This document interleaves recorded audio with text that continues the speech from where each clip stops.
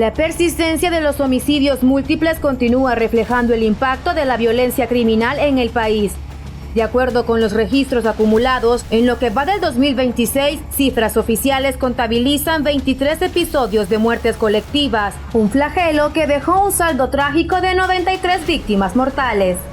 Entre los datos alarmantes destaca el saldo de violencia de género. Dentro de estas masacres, 12 de las víctimas son mujeres, lo que reaviva la preocupación de las organizaciones de derechos humanos sobre la vulnerabilidad de las mujeres. La ocurrencia de estos 23 homicidios múltiples se focaliza en zonas estratégicas del territorio nacional, concentrándose principalmente en la franja norte, atlántica y central del país. Cortés es recurrentemente el departamento con más casos anuales, promediando históricamente entre el 20 y 25% del total de masacres del país, con mayor afectación en los municipios de San Pedro Sula, Choloma, San Manuel y Omoa. Francisco Morazán disputa constantemente los primeros lugares de incidencias junto a Cortés, registrando cerca del 15% de los hechos violentos múltiples a escala nacional, concentrados casi en su totalidad en el Distrito Central. Yoro se ubica de forma consistente en el tercer lugar del país, aportando alrededor de 10% de los casos globales. Olancho y Colón se reparten de forma fluctuante entre el 7 y el 10% de los incidentes anuales, usualmente ligados a conflictos agrarios, de tierras o bandas criminales. Atlántida, Comayagua y Copán reportan incidencias moderadas, sumado junto entre el 8% y el 12% de las escenas de crímenes múltiples de cada año. Dentro del desglose de los 23 hechos sangrientos ocurridos a nivel nacional, destacan eventos de alto impacto. El más reciente en Olanchito Yoro, donde se registró la muerte de 6 personas. Este municipio se mantiene como uno de los puntos más críticos del departamento de Yoro.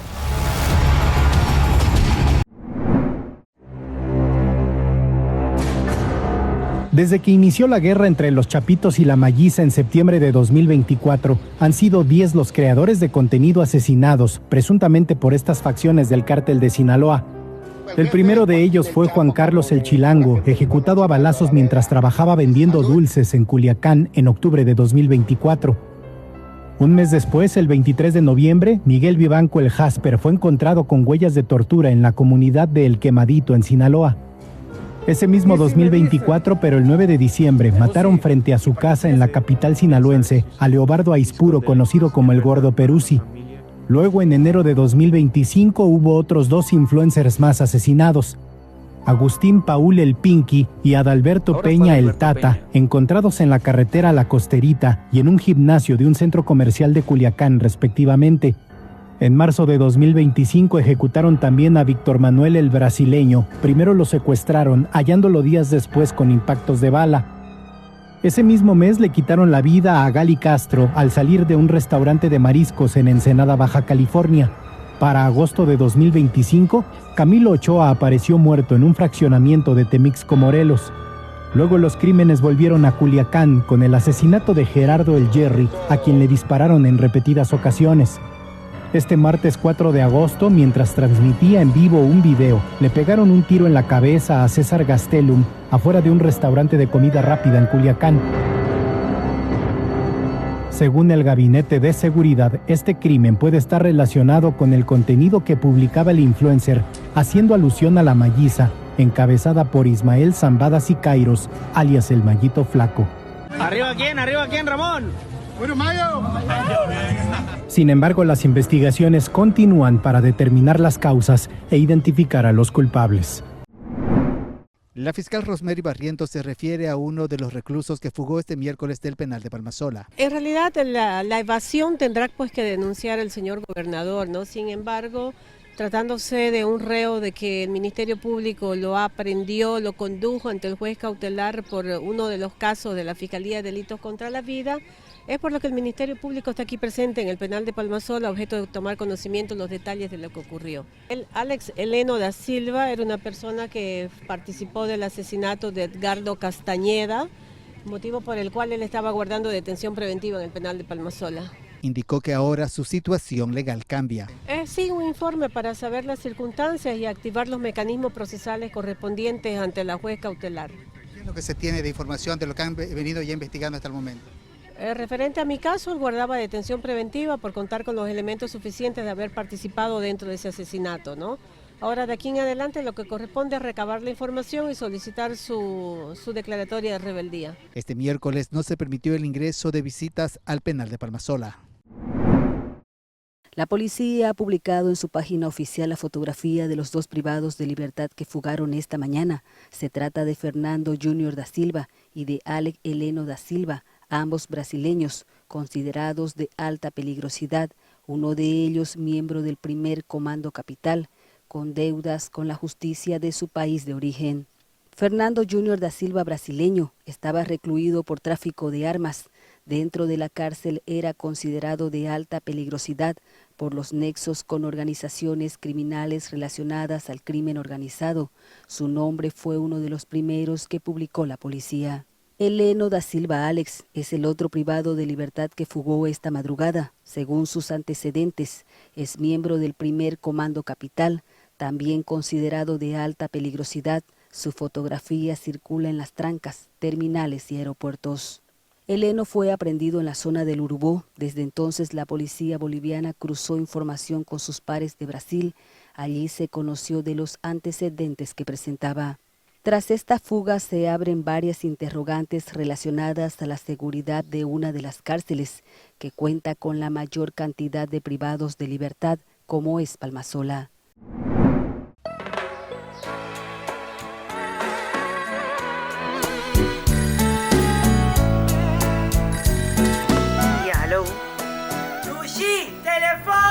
Sempre conectándonos Isla Aruba, nos un solo connection con Seitan, yeah, yeah. Ahí está otra isla, está bombón fuerte. Más seguí no va, mando Aruba para Dilan. Más seguí conectando. Ay, con Seitan, durende. Yeah, yeah, yeah, yeah, yeah, yeah. Construyendo en Aruba su futuro, está Seitan innovando. Yeah, yeah, yeah, yeah, yeah, yeah, yeah. Aruba para Dilan.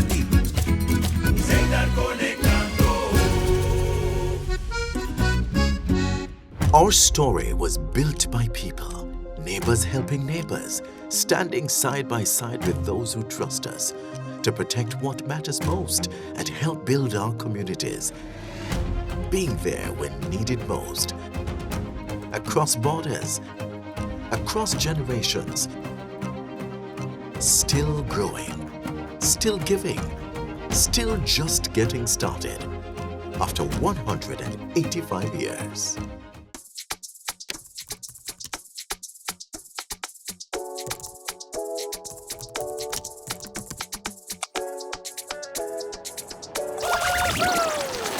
Bota claro para subir el siguiente nivel, más ligero y más duradero. Vamos a comenzar a aventura. Sube iamigo.com y escoge el plan. Juntos nos por lograr más. Ling & Sons te apresenta Kids Fest 2026. Já sabe, 8 de agosto, de 10h30 até 3h da tarde, com atividade maneira carrossel, Dino Jump, Disney Characters, Water Slide, Weganan e Hobby Prêmio para nos funcionar. O evento aqui está todo lugar e o parking lot de Ling & Sons está completamente grátis. Já sabe, 8 de agosto, vem desfrutar com a interfamília de Ling & Sons o Kids Fest 2026.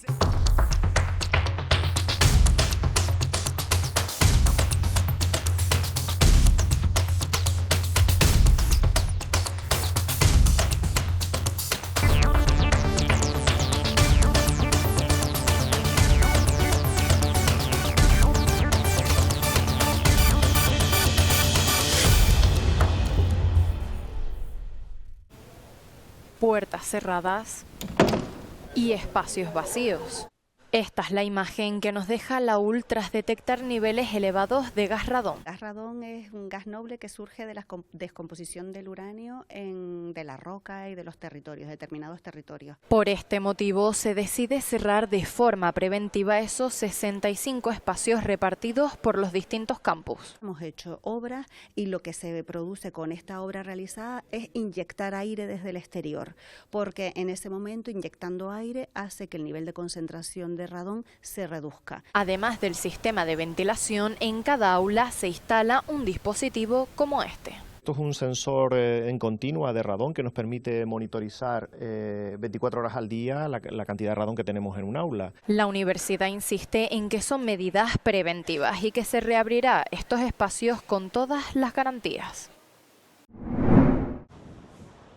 Ese 8,3% es lo que el sector del transporte ha tenido que aumentar sus tarifas para adaptarse a esta subida. Los trabajadores del transporte, 6.000 taxistas, 14.000 camiones y unas 6.000 guaguas viven ahogados porque los combustibles son la mitad de sus costes. Advierten que desde la primera semana de julio la subida ha sido aún mayor. El clásico ejemplo del cohete y la pluma. El precio del combustible sube como un cohete, pero luego para bajar es como una pluma que tarda muchísimo en bajar, y eso ahí se produce también pues una inflación artificial. En la economía doméstica, los precios de los carburantes están afectando mucho a las familias. Es el aceite, la goma.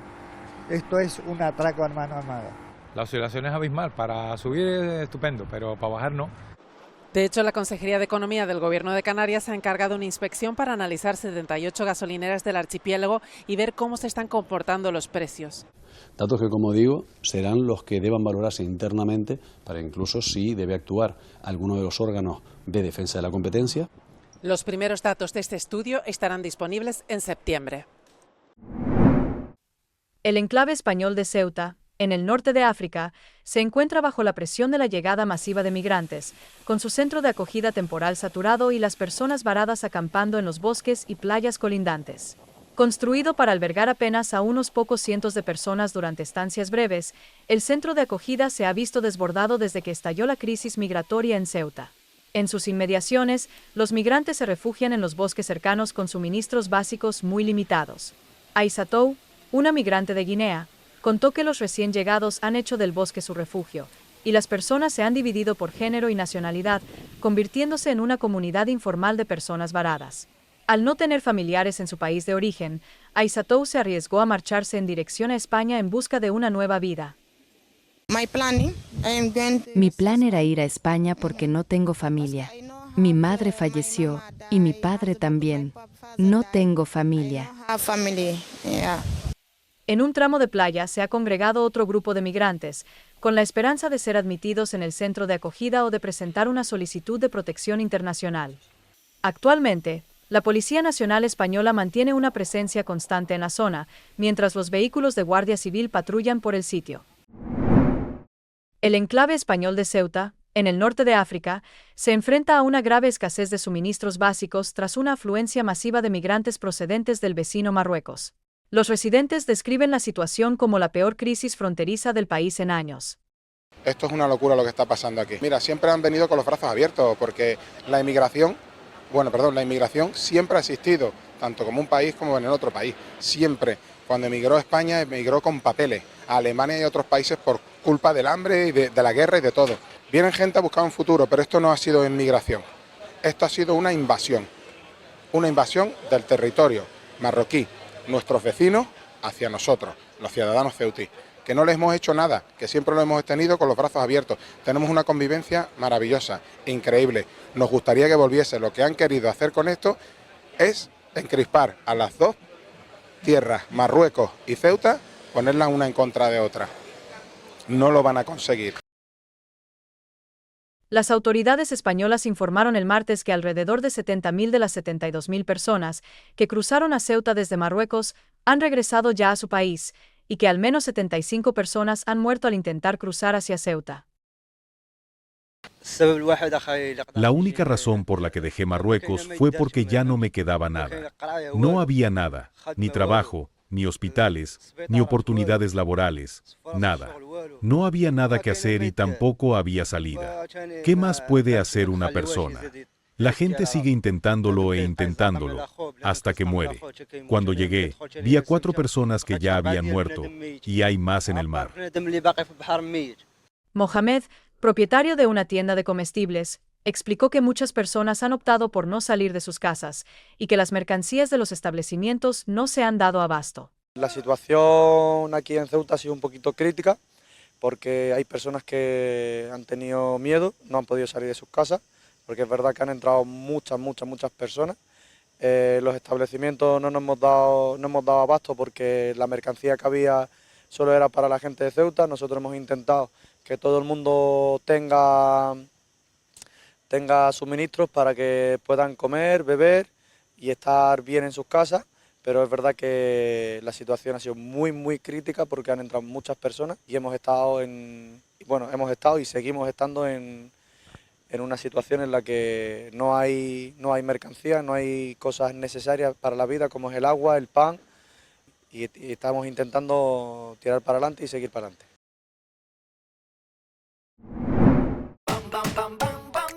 Boso sa acaba. Scavenger hunt checklist. Butter de agua. Check. Sunblock. Check. Snacks. Check. Cámara. Check. Brilho solo. Check. Ok, vamos a mucha nada. Hey, pero mi teléfono sin chenos no puede. Ah, me tiré. Aguamos de claro. Ban Serio, uma iniciativa de Aruba Tourism Authority.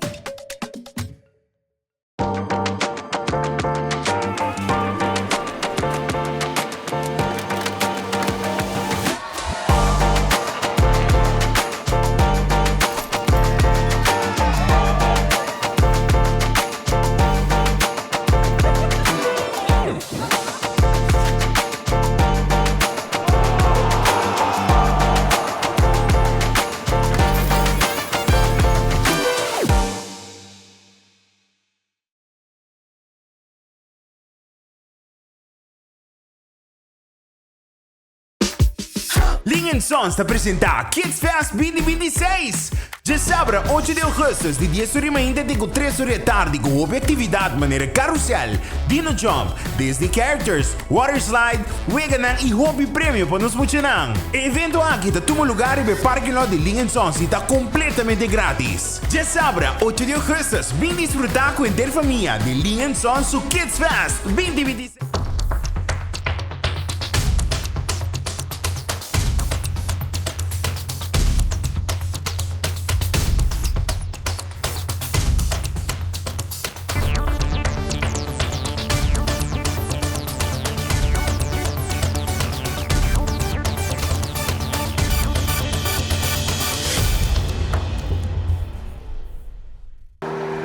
Las montañas de la comunidad de Cuambo, al noroccidente de Ibarra, hoy lucen así.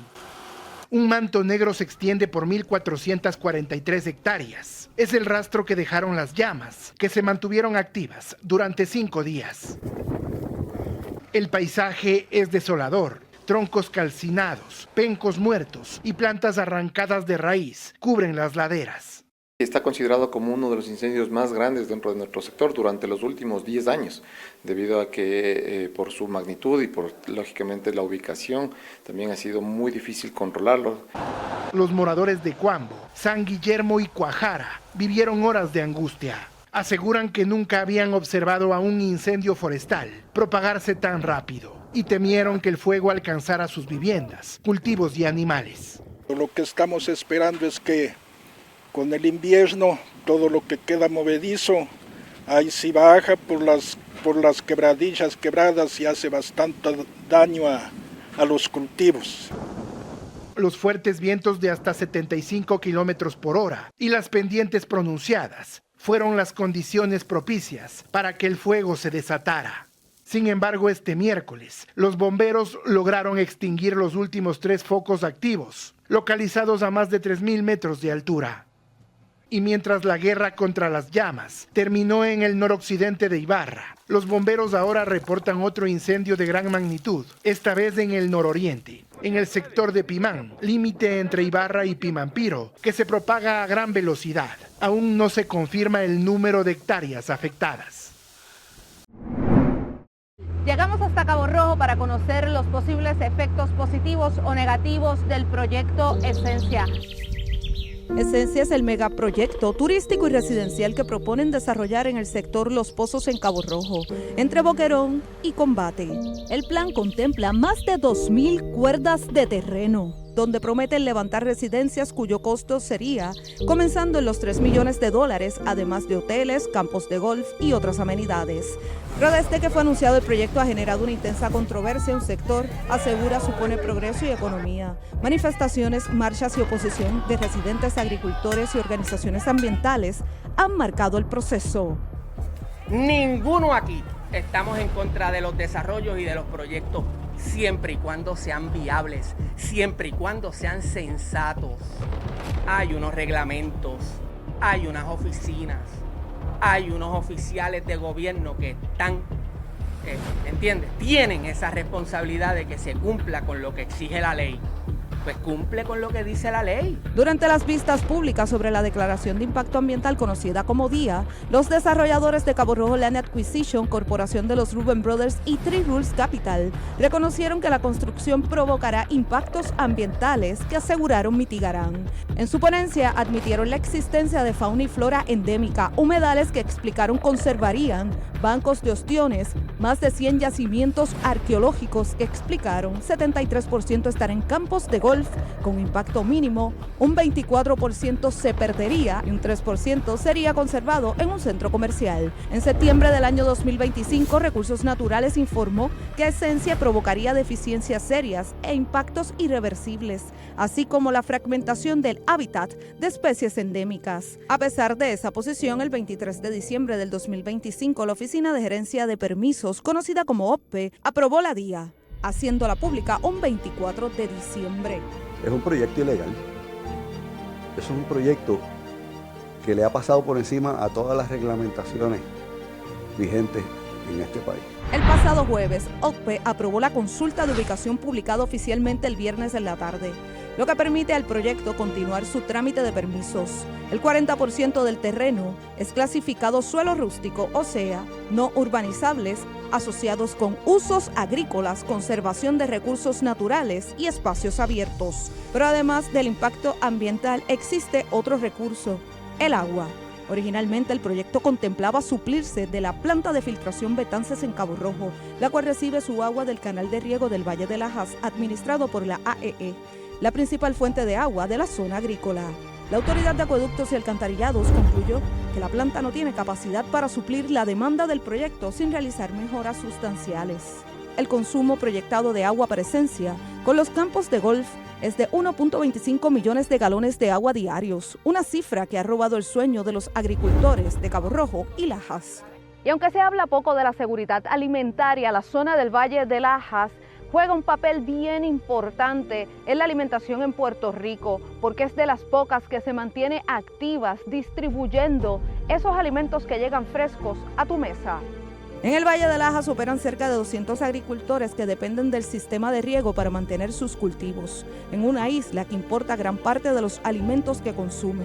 Cualquier amenaza al suministro de agua para la agricultura genera preocupación.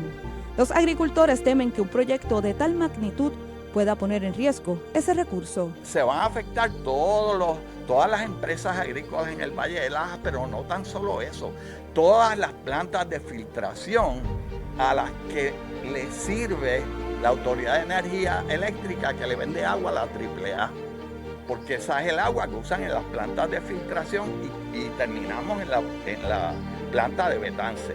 Energía Eléctrica reiteró en una carta que de considerarse en el futuro una conexión al sistema de riego, ni siquiera bajo circunstancias de emergencia existe capacidad para aumentar el caudal sin afectar el servicio que reciben los agricultores.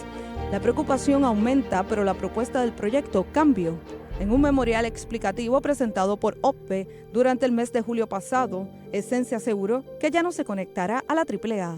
Recursos Naturales habría autorizado la perforación de pozos profundos y barrenos de prueba para evaluar la disponibilidad de agua subterránea.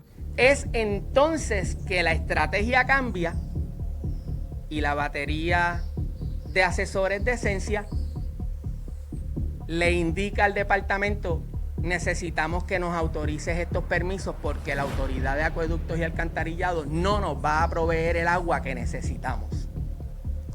Y es entonces que le parten el codo a la agencia, ¿verdad? Al Departamento de Recursos Naturales, y el Departamento de Recursos Naturales tiene entonces que darle los permisos para los hincados de pozos. Pero si hay oportunidad de sacar agua de ahí, ¿por qué hasta ahora la AAA no ha utilizado esa opción para resolver la escasez de agua cuando vienen los turistas los fines de semana ahí? ¿Sabes? Como que se cae de la mata. En ese mismo memorial explicativo, Esencia aseguró que las pruebas realizadas en los pozos produjeron más de 10 millones de galones diarios, asegurando que solo utilizarán alrededor del 15%, entiéndase 1.25 millones de galones diarios. Pero esa alternativa tampoco está libre de cuestionamientos. Recursos Naturales advirtió que la extracción de agua subterránea tan cerca de la costa podría provocar intrusión salina en el acuífero. Si ocurre, el agua salada penetraría al acuífero, afectando la calidad del recurso y limitando su uso. Uno de los acuíferos más afectados pudiera ser el Rincón. La intrusión salina, de que entre el agua salada y dañe el acuífero. Si se daña, ya se pierde. El agua del subsuelo en esta región es salobre. Eso quiere decir que tiene mucho contenido de sal y de otros minerales que normalmente el agua filtrada no tiene. No es un agua muy palatable. Si esos pozos sacan agua, lo que sacan es agua salobre o con intrusión salina. Allí no existe un acuífero.